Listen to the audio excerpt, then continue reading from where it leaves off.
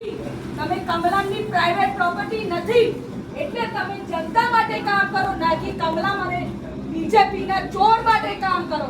અને ચેતનભાઈ અમારા આદિવાસી સમાજના નેતા છે. તમે આદિવાસી નેતા પર અત્યાચાર કરો છો, આદિવાસી નેતા પર તમે આ કાવતરું કર્યું છે.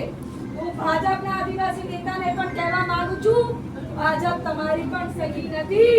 એ તમારું કામ લેશે અને પછી ફેંકી દેશે.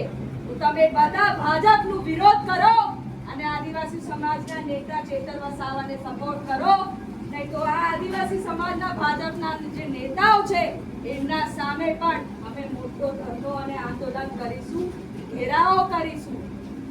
આપણે બધા તૈયાર છે ને? બધા તૈયાર છે ને?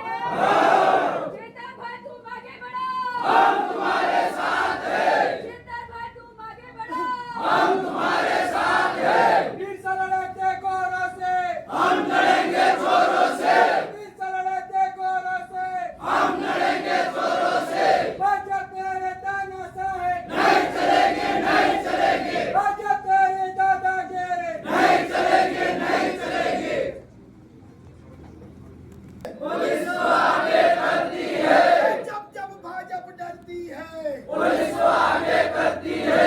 इनकलाब जिंदाबाद, इनकलाब जिंदाबाद. हर संगी हाय हाय, हर संगी हाय हाय, हर संगी हाय हाय, हर संगी हाय हाय. भाजप तेरी तानाशाही.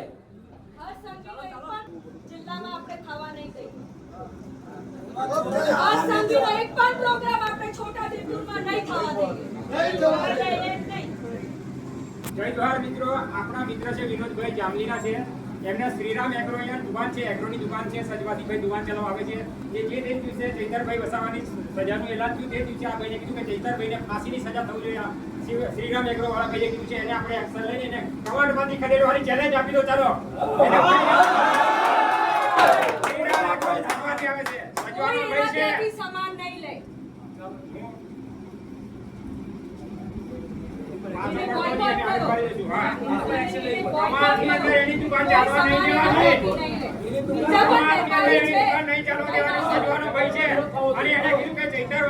ફાંસીની સજા થવા જોઈતી હતી, આટલી સજા તો સામાન્ય છે. આવું બોલ્યો છે.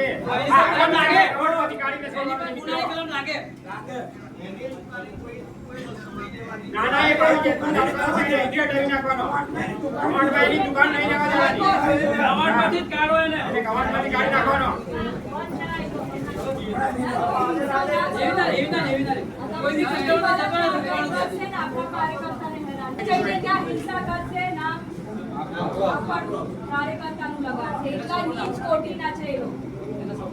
એક દુકાનવાળાને આપણે ફક્ત બોયકોટ કરવાનું છે. તમામ ગામને પણ કહી દો કે આપણે બોયકોટ હવે એમનાથી કોઈ વ્યવહાર નથી રાખવાનો, કોઈ સામાન નથી લેવાનો. બસ એટલું જ આપણે કરીશું. ઠીક છે? કોઈ હિંસા પર નહીં ઉતરે.